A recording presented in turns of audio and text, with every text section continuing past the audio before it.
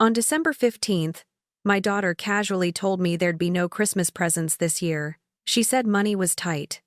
But later that night, I overheard her celebrating a $50,000 luxury trip to Europe, a gift from her in-laws. My heart shattered.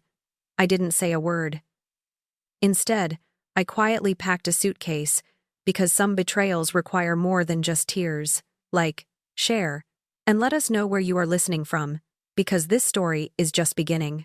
December 15th dawned crisp and bright, promising the festive cheer. Eleanor, at 68, usually embraced with open arms. Her kitchen, warm with the scent of cinnamon and brewing coffee, was her sanctuary, especially during the holidays.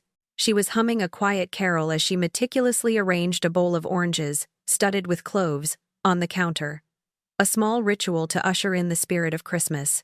The peace shattered with the abrupt appearance of her daughter, Brianna. Tall, impeccably dressed even on a Tuesday morning, Brianna swept in, her eyes glued to her phone, her thumb a blur across the screen. "Oh, by the way, Mom," Brianna chirped, not looking up, her voice light and casual. "We all agreed that this year we won't have Christmas presents." Eleanor froze, the clinking of oranges against ceramic echoing in the sudden silence. "What?" she managed, her voice barely a whisper. Brianna finally glanced up, a flicker of impatience in her perfectly made-up eyes. She tapped a perfectly manicured nail against her phone case, a tiny, irritating drumbeat. "Presents. We're not doing them. Money's tight. You know? For everyone." Eleanor felt a familiar ache, a prickling sensation of being overlooked, of being an afterthought. "We all agreed?" she asked, the words feeling small and insignificant as they left her lips. She hadn't been part of any such agreement. Her opinion, it seemed, wasn't just disregarded, it hadn't even been sought. She stood there, a woman who had spent decades as the matriarch, the planner, the decision-maker, now reduced to a passive recipient of her own family's decrees. Brianna sighed, a theatrical puff of air that spoke volumes of her exasperation. "Mom, we talked about this a while ago. Money's tight for everyone right now." She gave a vague wave of her hand, dismissing further discussion. Eleanor swallowed the bitter taste rising in her throat. "Money tight?" She stifled a laugh that threatened to bubble up, a sharp, cynical sound. She thought of Brianna's designer handbags, the weekly spa appointments, the expensive gourmet coffee delivered to her doorstep every morning. Tight was a relative term, it seemed, and Brianna's definition was vastly different from her own. But Eleanor said nothing. She had learned, through years of gentle suggestions met with stony glares or outright arguments, that questioning Brianna was a futile exercise, akin to shouting into a gale force wind. It only ever ended with Eleanor feeling smaller, more alone. The afternoon passed in a blur of forced cheerfulness. Eleanor went about her daily tasks, the thought of the presentless Christmas gnawing at her. Later that evening, as dusk settled, Eleanor was in the laundry room, methodically folding a pile of clothes. Brianna was in the living room, ostensibly on the phone with her friend, though the animated tone suggested something more exciting. Eleanor barely registered the conversation until a specific phrase cut through the hum of the dryer. I know. Brianna's voice was high-pitched with delight, almost giddy. $50,000. Can you believe it? First-class tickets to Europe for Christmas. Eleanor's hands froze mid-fold. $50,000. The numbers reverberated in her mind, loud and clear. She strained to listen, her heart beginning to pound a frantic rhythm against her ribs. Brianna rattled on, her excitement barely contained. 3 weeks. London, Paris, Rome. All thanks to David's parents. They're just the best, aren't they? The blood drained from Eleanor's face, leaving her feeling lightheaded, cold. $50,000. For a 3-week luxury trip. To Europe. The connection hit her with the force of a physical blow. Money's tight for everyone right now, Brianna had said just hours ago. No small Christmas presents for her, but a lavish, extravagant trip for Brianna and David, courtesy of David's wealthy parents. A laundry basket, overflowing with clean, soft towels, slipped from Eleanor's numb fingers, clattering loudly against the tiled floor. The sound, sharp and final, echoed in the sudden silence. She felt weak, overwhelmed by the cruel, staggering irony. There was no money for a modest gift, a thoughtful token, for her own mother. But an incomprehensible fortune was being lavished on a luxurious escape with the in-laws. The betrayal wasn't just in the lie, it was in the stark contrast of value. She bent down, her knees protesting, to pick up the scattered towels. Among them, a silken, expensive blouse belonging to Brianna lay crumpled. As Eleanor carefully smoothed the fabric, a painful, crystalline realization solidified in her mind. She wasn't part of their family anymore, not really. She was a convenient resource, a dutiful grandmother for babysitting, a quiet presence to be managed. But she wasn't a confidant, not an equal, and certainly not worthy of honesty. She was simply a burden they tolerated, to whom they owed no truth. Standing in the hallway, the scent of Brianna's expensive perfume still clinging to the blouse in her hands, Eleanor made a spontaneous decision. It wasn't born of anger, but of a quiet, profound certainty. She walked to the small storage closet at the end of the hall, pulled out her old, battered suitcase, the one she hadn't used in years, and began to pack. Memories, long suppressed, flooded back. The countless times she'd been excluded from family discussions, the dismissive wave of a hand when she offered advice, the way her own children had gradually started treating her more like an elderly aunt than a mother, a bystander in her own life. This wasn't a new pattern, merely the most glaring confirmation of a slow, insidious erosion of her place. The shift from decision-maker to overlooked bystander had been so gradual, she hadn't even noticed it until now. The $50,000 revelation wasn't just about money. It was a definitive statement. It screamed how little she truly meant to Brianna, despite Eleanor having given her everything. Her youth, her unconditional love, her tireless support. As she zipped the old suitcase, a strange lightness settled over her. There were no tears, only a profound sense of clarity. She would no longer pretend that being treated like a burden was love. The interior of her trusty Buick felt like a tiny, isolated capsule at 3 a.m. Eleanor sat in the driver's seat, the engine off, the only light filtering in from a distant street lamp casting long, wavering shadows. The packed suitcase was in the back seat, a silent testament to her sudden, life-altering decision. Her mind, however, was far from silent. It raced through a whirlwind of memories, trying to reconcile the sweet child who once presented her with fistfuls of dandelions, her face alight with innocent love, with the woman who could so casually orchestrate such a cruel deception. How did Brianna, her beloved daughter, become this person? This stranger, capable of such a calculating lie, delivered with such practiced indifference? It wasn't a sudden metamorphosis, Eleanor realized with a chilling clarity. The change hadn't happened overnight. It had been a slow, insidious erosion, like water wearing down stone, chipping away at their relationship, piece by agonizing piece. It started subtly, almost imperceptibly, about 3 years ago. David, Brianna's husband, had lost his job. It was a tough time, of course. Eleanor remembered Brianna's tearful phone call, her voice thick with worry. "Mom, we need a little help. Just with the mortgage this month. It's $3,200. We'll get back on our feet, I promise. This is a one-time thing." Eleanor hadn't hesitated. Her heart ached for her daughter, for the young couple struggling. She believed in family, in the unwavering support a mother offered. Without a second thought, she wrote the check, the ink flowing smoothly onto the paper, a physical manifestation of her unconditional love. It was what mothers did, wasn't it? They sacrificed, they supported, they provided. But the one-time help was a mirage. It morphed, almost immediately, into regular requests. First, it was the utility bill, then a car payment that was just about to be repossessed, followed by daycare expenses for Lily, her precious granddaughter, that Brianna claimed they couldn't possibly cover. Then came the grocery money, the minimum payments on mounting credit card debt. Each request was framed with a narrative of struggle, of impending disaster, of their desperate efforts to make ends meet. Eleanor, blinded by her trust and a fierce, almost primal instinct to protect her daughter and grandchild. Never questioned, never kept track. She simply opened her checkbook, again and again, signing away portions of her hard-earned retirement savings. Lily, with her bright eyes and infectious giggle, was often the unspoken reason. Eleanor couldn't bear the thought of her granddaughter going without, of her education being compromised, of her comfort being sacrificed. Things never improved.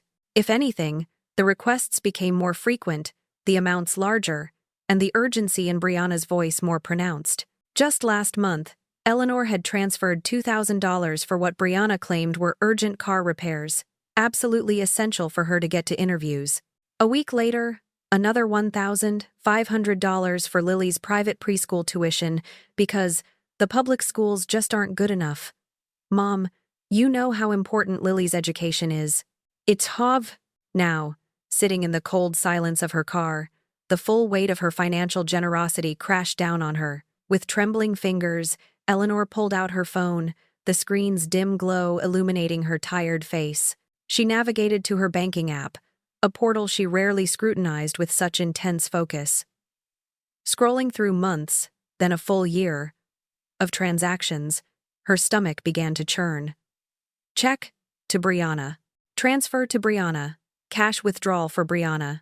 The entries appeared with sickening regularity, a monotonous litany of her dwindling savings. The total for the past year alone made her gasp, a small, choked sound that echoed in the confined space of the car. Over $43,000. $43,000. It wasn't just a number. It was a gaping hole in her future. Money meant for her own comfort, her own security, her own retirement. And that was just the last 12 months. The sum was staggering, horrifying. As she scrolled further, a sickening pattern emerged. Nestled between the large transfers for mortgage and Lily's education, she spotted other, more personal charges on Brianna's linked debit card. An $800 tab at The Gilded Spoon, a notoriously high-end restaurant Eleanor knew Brianna frequented. A $600 spa day at Serenity Springs. A $1,000 shopping spree at Chic Boutique, all while Brianna had woven tales of financial hardship, of pinching pennies, and sacrificing luxuries. The bitter taste of deception filled her mouth. And David's job search? It had been ongoing for 3 years, the exact same period Eleanor had been propping up their lifestyle. 3 years of empty promises, of vague updates about promising leads that never materialized, while her own money flowed steadily into their accounts. Brianna wasn't looking for a job. She had found one, perfectly situated at the helm of Eleanor's bank account. Eleanor closed the app, her hand shaking. Nausea twisted in her gut, a physical manifestation of the emotional blow. She wasn't a mother anymore. She was an ATM. A readily accessible, always available financial resource. Brianna had stopped seeing her as a person, as a loving parent worthy of respect and honesty, the moment she realized Eleanor would always say yes. Her unconditional love, her maternal instinct to provide, had been weaponized, turned against her. In the darkness of the Buick, a new resolve solidified within Eleanor. She wouldn't be an ATM anymore. She wouldn't be a doormat. She wouldn't be a victim. She would find Eleanor again, the woman who had once navigated life with independence and dignity. And if that meant leaving everything and everyone behind, then so be it. The 12-hour drive to Phoenix was a blur of highway lights and rearview mirror reflections. Eleanor hadn't stopped, fueled by a potent cocktail of indignation, hurt, and a simmering fear of the unknown. She arrived at Catherine's doorstep unannounced, the Arizona desert air crisp and cool against her feverish cheeks. Her sister, a woman whose calm demeanor was as steadfast as the saguaros dotting the landscape, opened the door, her eyes widening slightly at the sight of Eleanor's red-rimmed eyes and disheveled appearance. Without a word of inquiry, Catherine simply stepped aside, her embrace warm and comforting. "Come in, Ellie," Catherine said softly, using the childhood nickname only she ever used. "You look like you've seen a ghost. Or driven straight through one." Inside, the house was quiet and welcoming. Catherine, ever the pragmatic nurturer, didn't press. She simply led Eleanor to the kitchen, brewed a pot of steaming chamomile tea, and placed it before her, waiting. The silence stretched, filled only with the gentle clinking of porcelain and the quiet whir of the refrigerator. Eleanor stared into her cup, watching the steam rise, gathering her fragmented thoughts, her scattered emotions. Finally, the dam broke. The words tumbled out, a torrent of betrayal and confusion. She started with the Christmas presents, then the $50,000 vacation, and then the sickening discovery in her banking app. Catherine listened, her expression darkening with each detail, her brow furrowing deeper. Eleanor saw the anger simmering beneath her sister's calm exterior, a reflection of her own churning emotions. When Eleanor finally fell silent, exhausted and hollow, Catherine pushed a box of tissues across the table. "Eleanor," she began, her voice quiet but firm. "How long has it been since you've actually looked at your finances? I mean, really looked at them?" The question hung in the air, a bell tolling a harsh truth. Eleanor flinched, physically recoiling from the implication. She tried to recall, but the dates were hazy, the memories indistinct. She couldn't remember the last time she had sat down. Account statements spread before her, meticulously reviewing every transaction. The truth was, she hadn't. Not for years. Brianna had gradually, almost imperceptibly, taken over. It had started innocently enough, or so it seemed. "Mom, you shouldn't have to worry about all this paperwork," Brianna had said, her voice laced with concern. "Let me handle the bills, the insurance, the banking. You've done enough. You should be enjoying your retirement." Eleanor, touched by what she perceived as her daughter's thoughtfulness, had readily agreed. It was a relief, she thought, to offload the tedious tasks. Her role, once that of an independent woman managing her own affairs, had slowly been reduced to signing. Signing checks Brianna prepared. Signing forms for transfers Brianna requested. Brianna would bring them over, already filled out, with a pen, a sweet smile, and a story about an urgent need. Eleanor, trusting and unobservant, would simply sign. She had, in essence, surrendered control. Catherine's gaze was unwavering. "We need to see everything, Ellie. Every single account, every transaction she had access to." She pushed her laptop towards Eleanor, its screen glowing with a digital intensity that felt both alien and terrifying. There was no hesitation in Catherine's voice, only a steely resolve. For the next 4 hours, hunched over the glowing screen, Eleanor and Catherine embarked on a forensic excavation of Eleanor's financial life. Catherine, methodical and sharp, guided Eleanor through online statements, past bank records, and credit card histories. What Eleanor had discovered in her car, the $43,000, was indeed just the tip of the iceberg, a mere fraction of the true damage.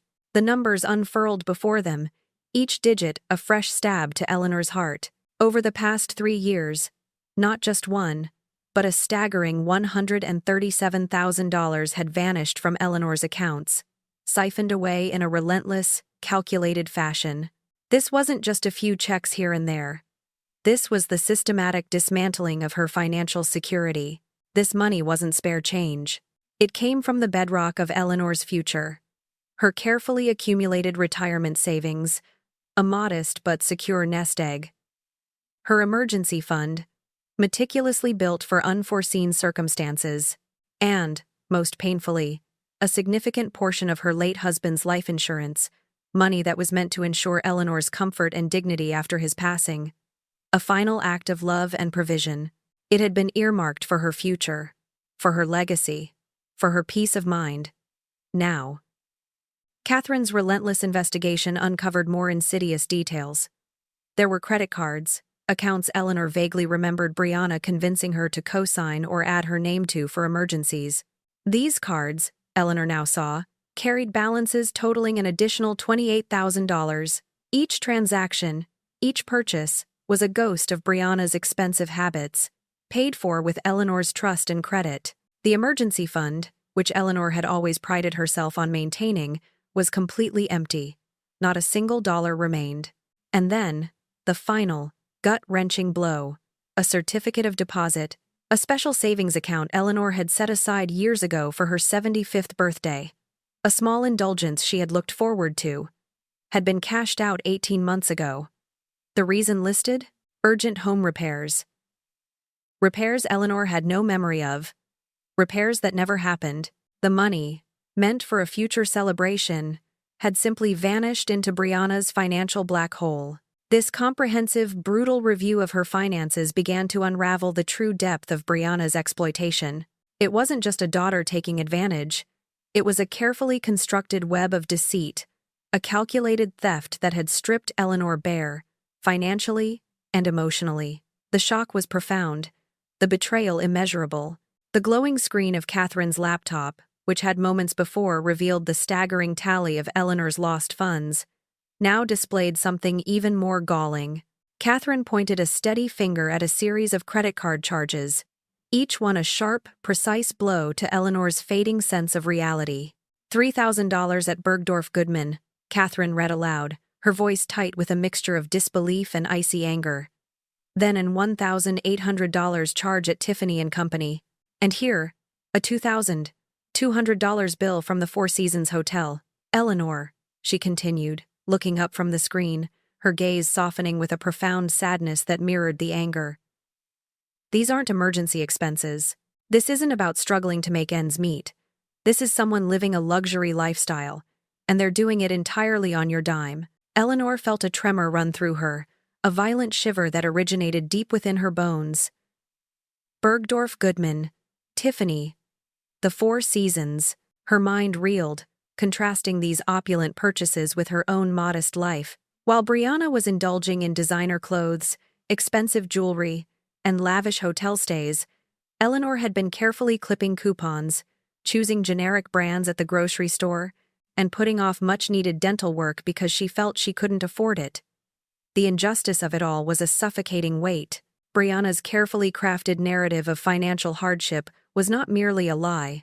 It was a cynical performance designed to extract every last cent. The financial devastation was immense, a gaping wound that might never truly heal. But as Eleanor and Catherine continued their grim review, they uncovered something even more disturbing. A revelation that chilled Eleanor to her core. Reaching far beyond the realm of mere money, Brianna hadn't just been taking her money. She had been systematically isolating Eleanor, severing her connections to anyone who might question what was happening, anyone who might see through the elaborate charade. "When was the last time you talked to your friend Susan?" Catherine asked, her question seemingly coming out of nowhere, yet landing with pinpoint accuracy. Eleanor blinked. Susan, her closest friend for over 40 years, a woman who knew Eleanor better than almost anyone. The realization hit her with a dull thud. It had been over 6 months. Maybe longer. I don't know, Eleanor stammered, her voice suddenly hoarse. Brianna said. She said Susan was asking too many personal questions. About our family finances. She said Susan was being nosy, trying to stir up trouble. Catherine nodded slowly, a grim understanding dawning in her eyes. And what about Thomas, your cousin? Or Uncle Walter? Mrs. Hayes, your old neighbor? Eleanor started to list them, each name bringing with it a fresh wave of shame and confusion. Thomas, her kind-hearted cousin who had once offered to help her sort through some tax paperwork. Uncle Walter, her late father's brother, who had called to express concern about Brianna's frequent requests for money. Mrs. Hayes, the sweet elderly woman next door, who had once gently suggested that Brianna seemed a bit extravagant. For each person, Brianna had offered a reason, a carefully constructed narrative of why Eleanor should distance herself. Thomas was too nosy. Uncle Walter was jealous of Brianna's ambitions. Mrs. Hayes was old-fashioned and prone to gossip. Anyone who expressed the slightest concern, anyone who dared to voice a question about Brianna's persistent financial dependence or her increasingly lavish lifestyle, was swiftly labeled toxic, negative, harmful to family harmony. Brianna had painted them as villains, as threats to Eleanor's peace of mind, when in reality, they were the only ones who saw the truth. "She's been gaslighting you, Eleanor," Catherine stated bluntly, her voice cutting through the fog of Eleanor's denial. She explained the term, detailing how Brianna had manipulated Eleanor into doubting her own perceptions, her own memory, her own relationships. She had created an alternate reality, a closed system where only Brianna's version of events was valid, effectively isolating Eleanor from external voices of reason and concern. The word manipulation hit Eleanor hard, resonating deep within her consciousness. She had never, not once, viewed her daughter through such a lens. Brianna was her child, her sweet girl, even in her adult flaws. To think of her as a manipulative force, a calculated deceiver, was an agonizing revelation, but the evidence was undeniable. Every time Eleanor had tried to establish a boundary, every time she had even hinted at slowing down her financial support, Brianna had found a way around it. There was always a crisis, always an urgent need, an unexpected, expensive medical test for Lily, David miraculously losing another job, just when things seemed to be looking up, a sudden, critical repair needed for the house or car. Each fabricated emergency was designed to elicit sympathy, to trigger Eleanor's maternal instincts, to ensure the money kept flowing. And beneath all the pleas, all the fabricated crises, there was always an underlying, unspoken threat, a chilling current that ran through their interactions. If Eleanor didn't help, if she stopped providing, she would lose access to Lily. Brianna would subtly, or not so subtly, hint at needing space, at focusing on our family without distractions, implying that Eleanor's love was conditional on her financial generosity. The thought of losing Lily, her precious granddaughter, had been Eleanor's ultimate Achilles heel, a vulnerability Brianna had exploited with ruthless precision. This pattern, laid bare by Catherine's unflinching analysis, solidified Eleanor's understanding of the calculated cruelty behind Brianna's actions. It wasn't just carelessness, or desperation, or even selfishness. It was a deliberate, methodical campaign of emotional and financial exploitation, engineered by her own daughter. The betrayal was absolute. This story is far from over, and trust me, you won't want to miss what happens next. If you're as shocked as I am, please like this video, share it with someone who needs to hear it, and subscribe to follow along. Your support means the world as I share this journey. As if the financial hemorrhaging and emotional isolation weren't enough, Catherine's calm, steady hand scrolled down the screen, revealing yet another layer of Brianna's intricate web of deceit. This time, it was a series of Venmo payments. But these weren't from Eleanor. They were from David's mother, Brianna's mother-in-law. Eleanor leaned closer, her eyes scanning the notes accompanying each transaction. They were meticulously, sickeningly detailed. "For your mom's groceries," one read, followed by a substantial sum. Another said, "To help with your mother's medication costs." And then, "Towards your mom's utility bill." The amounts were significant, ranging from a few hundred to over $1,000 at a time. A cold wave washed over Eleanor, colder than any desert night. It clicked into place with horrifying clarity. Brianna wasn't just telling Eleanor that she was struggling financially. She was simultaneously portraying herself to David's family as a dutiful, overburdened daughter, tirelessly supporting her elderly, ailing mother. She was collecting money from both sides, spinning a sophisticated, multifaceted narrative of need and hardship to each party, all while pocketing the funds and funding her own lavish lifestyle. Brianna wasn't just a thief, she was a masterful con artist, preying on the goodwill and love of everyone around her. "There's more, Eleanor," Catherine said, her voice grim, pulling Eleanor back from the precipice of utter despair. Catherine gestured to a series of physical checks, scanned and archived by the bank.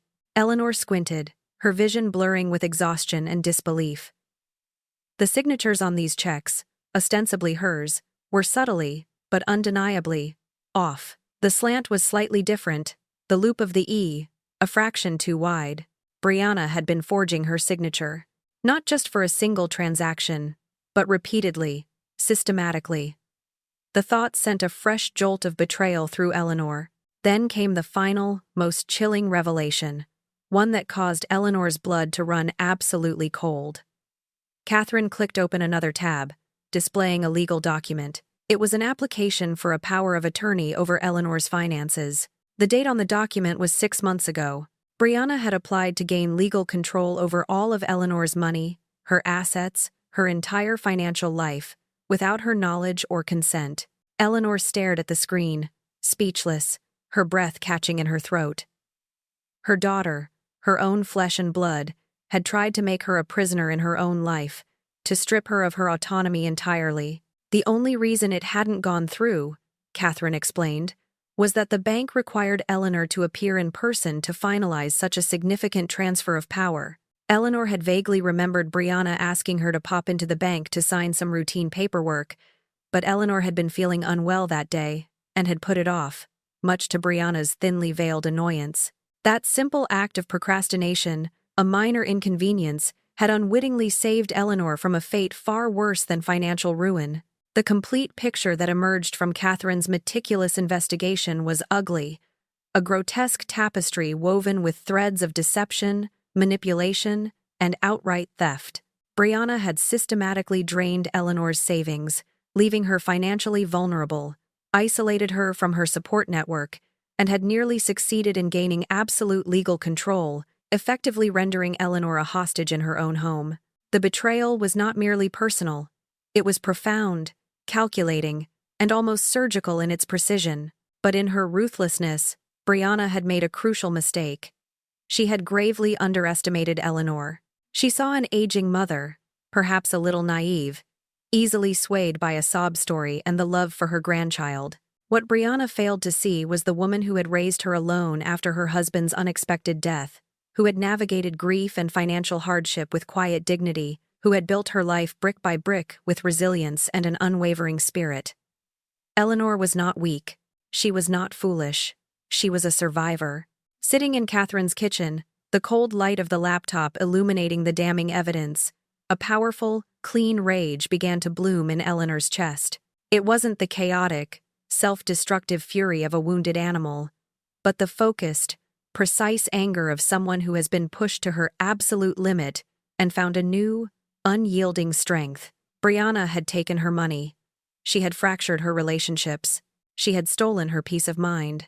But she had not, absolutely not, taken Eleanor's intelligence or her strength.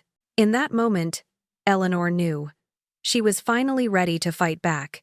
She understood exactly who she was dealing with. Not a struggling daughter, but a predator. And a predator, once exposed, could be outsmarted. Her determination solidified, hardening into an unbreakable resolve. She would take back everything Brianna had stolen from her. Every penny, every piece of her dignity, every shard of her peace. The trust, once shattered beyond repair, would now become a dangerous, unexpected weapon against the very person who had so carelessly, so cruelly, broken it. Brianna had relied on Eleanor's love and trust.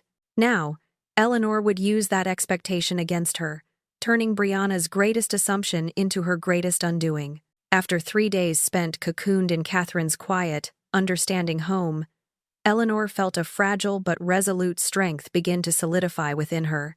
Despite Catherine's firm advice to simply walk away and let lawyers handle everything, Eleanor felt compelled to give her daughter one last chance. A small, stubborn part of her still clung to the hope that Brianna, when faced with the truth, would acknowledge her wrongs, apologize, and perhaps even offer to make amends. It was a faint hope, but one Eleanor felt she needed to extinguish herself. She used Catherine's landline, her own cell phone long since turned off to escape the barrage of frantic, guilt-laden messages she knew Brianna would be sending. The ringing sound was surprisingly loud in the silent kitchen, each chime a hammer blow against Eleanor's fragile composure. Brianna answered on the third ring, her voice sharp with a practiced anxiety that grated on Eleanor's nerves. "Mom? Oh my God. Mom. Where are you? I've been worried sick. You can't just disappear like this without telling anyone. I've been calling you incessantly." The words were a well-worn script, an immediate guilt trip designed to put Eleanor on the defensive. Eleanor took a deep breath, steeling herself. "I'm fine, Brianna," she said, forcing her voice to remain calm, even and steady. "I'm visiting Catherine. We need to talk." Brianna's tone immediately shifted, a subtle but telling alteration that revealed her true priorities. The feigned worry quickly dissolved into thinly veiled impatience. "When can you come home? Lily's been asking for you, and I've been dealing with some financial issues that really need your attention. Everything's a mess without you." The underlying message was clear. Eleanor's presence was required, not for her well-being, but for her utility. That's exactly what I want to talk about, Brianna. Eleanor responded directly, cutting through the emotional manipulation. The financial issues. A beat of silence, then Brianna's voice adopted its familiar, wheedling, manipulative tone. Mom, you know how hard it's been for us. We've talked about this. David has been looking for steady work, but it's just so competitive right now, and Lily's needs are so demanding. Eleanor felt a surge of adrenaline, surprising herself with the sudden, unyielding firmness in her own voice. Brianna, stop. She had never interrupted her daughter so abruptly, so decisively. I know about the $50,000 vacation. I know about the shopping sprees, the luxury hotels, the jewelry. I know you've been telling David's family that you're supporting me, this poor, struggling, elderly mother.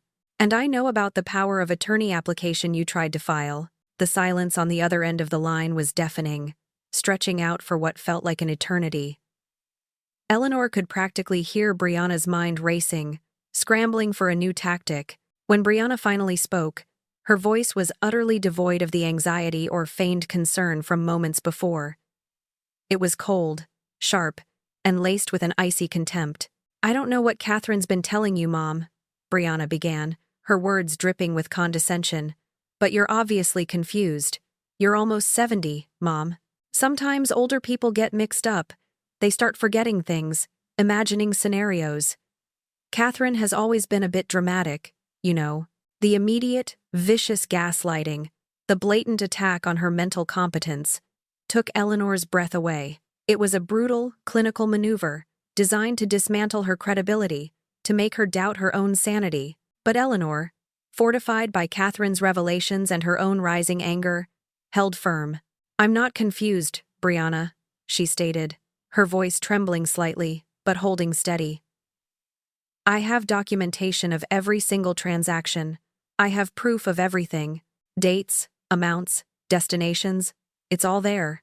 Brianna's defiance, however, only grew. Proof of what? She scoffed, a brittle, humorless laugh following her words. Proof that I've been taking care of you? That I've been managing your finances because you can't handle them anymore? You know you almost fell for that phone scammer last year, don't you? I saved you from losing everything then. Brianna was twisting the narrative, trying to rewrite her systematic theft as acts of devoted elder care, fabricating a story about a phone scammer that never happened, trying to paint Eleanor as incompetent and herself as the savior. Eleanor felt a profound tremor run through her body, a violent shaking fueled by a pure, unadulterated rage. It wasn't the anger that made her lash out, but the chilling realization that there would be no apology, no remorse, no acknowledgement of wrongdoing. Brianna was doubling down, ready to fight, ready to destroy her own mother's reputation to protect her deceit. Without another word, Eleanor slowly, deliberately, placed the receiver back in its cradle. The click was a final, damning punctuation mark. She turned to Catherine, her face pale but her eyes burning with a fierce, cold fire. Catherine met her gaze, her own expression grim. She's prepared to fight, isn't she? She said, stating the obvious. She's going to attack your competence, your autonomy. She'll say you're senile, confused. She'll try to discredit everything you say. Eleanor nodded, the shaking in her hands gradually subsiding, replaced by a steely calm. Yes. Brianna was prepared to fight.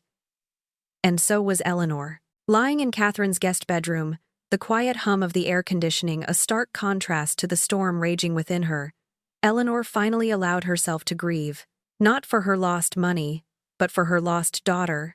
The sweet child who brought dandelions, the young woman she had loved unconditionally, was truly gone. The woman on the phone, cold and manipulative, was a stranger, a calculating adversary. For the first time in 3 years, the fog of guilt, the suffocating weight of maternal obligation, lifted. Eleanor saw the situation with piercing clarity. Brianna hadn't simply made mistakes. She had declared war on Eleanor's independence, her dignity, and her future. Brianna hadn't seen her as a mother to cherish, but as an obstacle, a resource to be exploited on her relentless pursuit of financial security and luxury. And now, Eleanor was ready to show her exactly how sharp that obstacle could be. Brianna had made the fatal error of underestimating her victim. Eleanor had survived 68 years of life, raised a child alone after profound loss, and painstakingly built a comfortable retirement for herself through sheer grit and meticulous planning. She wasn't just an aging woman, she was a force to be reckoned with, tempered by life's hardships. The next morning, armed with strong coffee and a newfound resolve, Eleanor and Catherine sat at the kitchen table, planning their counterattack with the precision of seasoned generals. Eleanor, whose organizational skills had been overlooked for years, now found them to be an invaluable asset. The first order of business, securing what remained of Eleanor's finances. With Catherine by her side, offering moral support and legal advice, Eleanor began making calls. Every bank, every credit card company, every investment firm was contacted. I need to remove my daughter, Brianna Holloway, as an authorized user from all my accounts, effective immediately. Each call was a painful retelling, a necessary confession of her vulnerability. A bank representative, after an initial pause, noted, "Mrs. Holloway, I see that your daughter has made some rather large purchases recently. Are you saying these weren't authorized?" Eleanor confirmed, her voice steady. The process was swift, spurred by the gravity of her statements. Within 2 intense hours, Brianna's access to Eleanor's money was completely cut off. Her cards, which had so freely bought luxury goods, were now useless. Transfers were canceled. Every account Brianna had touched was locked down, secured behind new passwords and new protocols. The second step was documentation. Catherine, with her sharp legal mind, helped Eleanor compile a comprehensive file. Every fraudulent transaction, every forged signature, every damning text message, and every lie Brianna had told to both Eleanor and David's family was meticulously gathered, indexed, and printed. It was a thick dossier, undeniable proof of Brianna's betrayal. Catherine urged Eleanor to report Brianna to the police to initiate criminal proceedings for fraud, forgery, and elder abuse. The evidence was overwhelming, and the charges would be severe. Eleanor considered it, truly considered it. The thought of seeing Brianna face legal consequences was, for a moment, appealing. But then, a deeper, more profound desire surfaced. Eleanor wanted something more satisfying than a prison sentence. She wanted Brianna to experience, firsthand, the terrifying emptiness of losing everything she had so greedily, so callously, depended on. She wanted Brianna to understand the true cost of her actions, not just through legal repercussions, but through a visceral, personal loss. The quiet calm of the morning gave way to the tense anticipation of the afternoon. By 3 p.m., the frantic calls began. Brianna's name flashed across Catherine's phone screen. Eleanor's own was still off, vibrating with a palpable urgency. Eleanor watched it, her heart pounding, but she let each call go to voicemail. She wanted Brianna to panic. She wanted her to feel the tightening grip of fear, to understand, without a shadow of a doubt, that the gravy train had not just derailed, but had been completely dismantled. The calls grew more frequent, more desperate, culminating in a series of agitated text messages that Eleanor didn't read. Finally, at precisely 6 p.m., Eleanor drew a deep breath and answered Catherine's phone when Brianna called again. Brianna's voice was barely coherent, a shrill, hysterical shriek that echoed with disbelief and outrage. "Mom, what did you do? My cards aren't working. My access has been revoked. I just tried to pay for Lily's ballet class, and it was declined. What is going on?" Eleanor's voice was calm, almost unnervingly so, a stark contrast to Brianna's uncontrolled fury. "It's not a mistake, Brianna," she stated, each word precise, deliberate. "I removed you from all my accounts. Every single one. You no longer have access to any of my money." She paused, letting the truth sink in, letting the weight of her words land. "If you have a real emergency, Brianna, you can call 911 like everyone else." Eleanor's voice, calm and steady despite the tremor in her hands, continued to cut through Brianna's hysterics.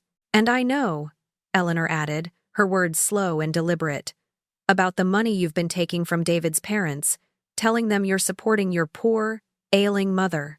That's not taking care of me, Brianna. That's elder abuse.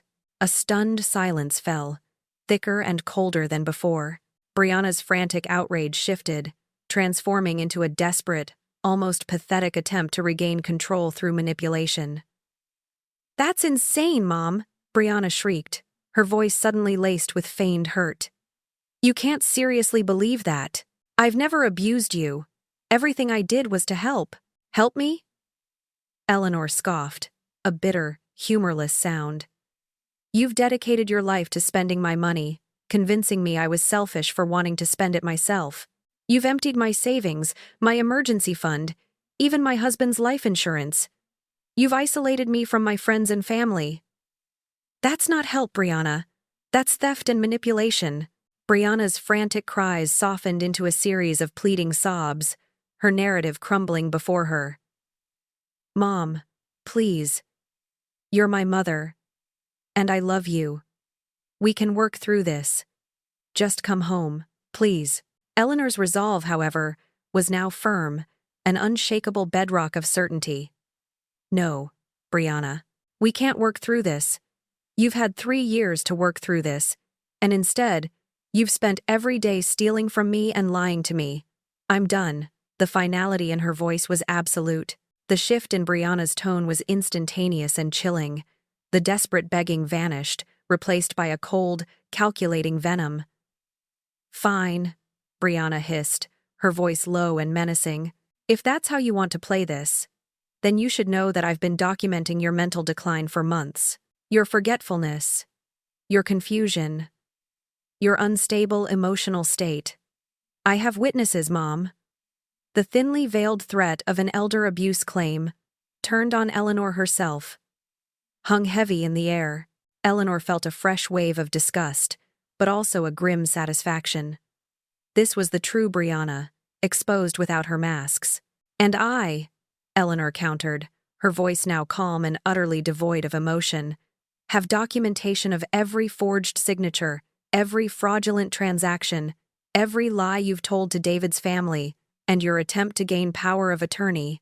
My documentation, Brianna, is backed up by bank records, credit card statements, and federal law. Yours is just a desperate attempt to cover your tracks." Eleanor didn't wait for a response. She simply hung up the phone, the click a definitive end to their conversation. She turned to Catherine, her face pale, but her eyes burning with an unyielding fire. "She's going to try to ruin my reputation," Eleanor stated. Not as a question, but as a fact. Catherine nodded, placing a comforting hand on her sister's arm. "Are you ready for that fight, Ellie?" "More than ready," Eleanor affirmed, a quiet strength settling over her. She had faced far worse than a daughter's empty threats. 3 weeks later, Eleanor stood in a lawyer's office, signing the final papers to sell her California house. The house where she had raised Brianna, where she had welcomed Lily, where she had been systematically exploited. When the realtor asked for a forwarding address for Brianna, Eleanor simply shook her head. She won't need one. Brianna's voicemails, a relentless barrage of emotions, ranging from tearful apologies to furious threats, always circling back to money, continued to confirm Eleanor's decision. They were a testament to Brianna's utter lack of self-awareness and her complete inability to take responsibility. Eleanor had made the difficult decision regarding Lily with a heavy heart, discussing it at length with her lawyer. "My granddaughter deserves better than to grow up watching her mother manipulate and financially abuse her grandmother," Eleanor explained, her voice thick with emotion. For now, cutting ties with Brianna meant, by extension, cutting ties with Lily. It was a painful, agonizing choice, but Eleanor knew it was the only way to break the cycle of toxicity. She made peace with the temporary separation, hoping that one day, when Lily was older, she might understand and seek out the truth. Eleanor decided not to press criminal charges against Brianna. The emotional toll of a lengthy court battle, the public spectacle, and the idea of her daughter in prison felt like a hollow victory. Instead, she filed a detailed complaint with Adult Protective Services and the bank's fraud department, not just to protect herself, but to create a paper trail that might prevent Brianna from doing this to anyone else. She knew the natural consequences of Brianna's actions were already unfolding, and that was retribution enough. The sprawling California house Eleanor had once paid the mortgage for was now in foreclosure. The weight of the unpaid bills finally crushing Brianna and David. Their maxed-out credit cards were worthless, and the luxury lifestyle had evaporated like a mirage. Brianna, stripped of her financial cushion, was forced to take her first real job in 3 years, working for a meager $12 an hour at a local boutique, a stark contrast to her Bergdorf Goodman shopping sprees. David, burdened by their mounting debt, worked double shifts, his dreams of leisurely job searching shattered. Eleanor, meanwhile, put a deposit on a charming senior community in Sedona, Arizona, its red rock views promising peace and tranquility. She reconnected with Susan, her old friend, their bond stronger for the trials they had unknowingly endured. She began to garden again, to read, to enjoy quiet mornings without the pervasive anxiety of Brianna's next demand. Eleanor had started a new, independent life. Free from manipulation. Free from financial abuse. She was finding genuine happiness and a profound, lasting peace. A peace that was truly her own.